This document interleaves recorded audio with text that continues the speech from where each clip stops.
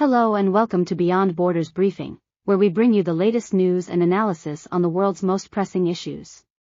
In today's episode, we will talk about the escalating conflict between Ukraine and Russia over the disputed territory of Crimea. On Friday, September 22, Ukraine launched a missile strike on the headquarters of Russia's Black Sea Fleet in Sevastopol, the largest city in Crimea. This was the latest in a series of attacks by Ukraine on Russian military targets in the peninsula, which Russia illegally annexed in 2014. According to Russia's defense ministry, one military serviceman was missing as a result of the assault, which hit the Navy headquarters in the port city of Sevastopol. The Moscow-appointed governor, Mikhail Razvozayev, urged people to stay away from the city center where the Navy building is located. Footage posted on social media showed clouds of white smoke billowing from the rooftop of the Black Sea Fleet headquarters. Russian sources reported that the strike was carried out using Storm Shadow missiles provided by the UK and launched from Ukrainian aircraft. Russian-installed authorities also said air defenses downed another missile on Friday near the Crimean town of Bakhchisarai.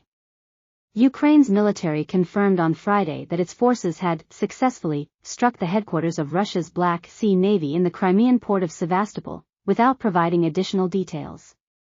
Shortly after the strike, Alexei Danilov, the secretary of Ukraine's Security Council, wrote on X, formerly known as Twitter, that the Russian Black Sea Fleet will be sliced up like a salami. There are two options for the future of Russia's Black Sea Fleet: voluntary or forced self-neutralization, Danilov wrote.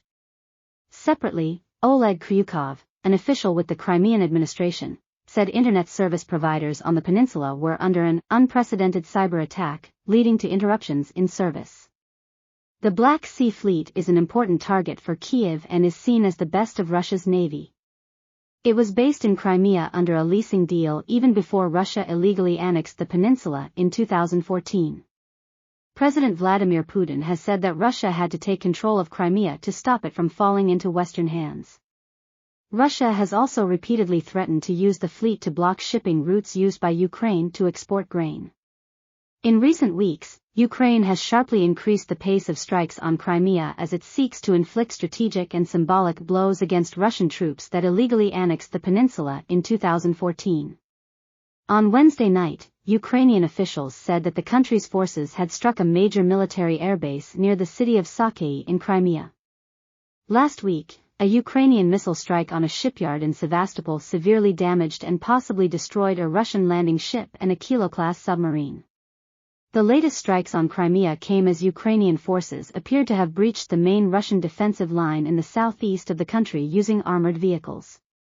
Earlier this month, Ukrainian forces first broke through Russia's defensive line near southern Zaporizhia after weeks of painstaking mine clearance. Since then, its troops have been clearing anti-tank obstacles and concrete blocks to allow armored vehicles to further expand the breach.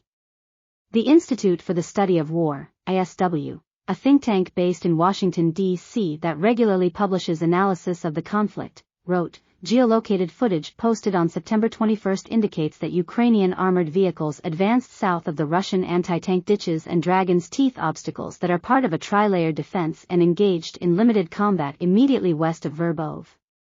The Ukrainian president, Volodymyr Zelensky, is visiting North America, where he has been urging world leaders to continue to support Ukraine.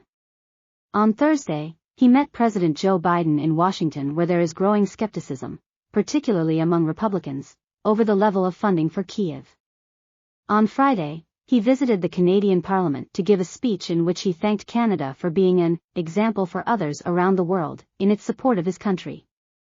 Canada is home to a large Ukrainian diaspora. Mr. Zelensky said, "People will be the winners, not the Kremlin," and insisted Ukraine could call on support as it was about saving lives of millions of people. Canadian Prime Minister Justin Trudeau pledged additional support worth $650 Canadian dollars, $482 million, £394 million, including 50 armored vehicles and training for F-16 fighter jet pilots and engineers. The conflict between Ukraine and Russia has been ongoing since 2014, when Russia annexed Crimea and backed separatist rebels in eastern Ukraine. More than 14,000 people have been killed in the fighting, and more than 1 million have been displaced. A ceasefire agreement signed in 2015 has been repeatedly violated by both sides. The US and its allies have imposed sanctions on Russia for its role in the conflict, and have provided military and diplomatic support to Ukraine. However, the situation remains tense and volatile, with frequent clashes and provocations. That's all for today's episode of Beyond Borders Briefing. Thank you for watching, and don't forget to like, share, and subscribe to our channel for more news and analysis on the world's most pressing issues. Until next time, stay safe and stay informed.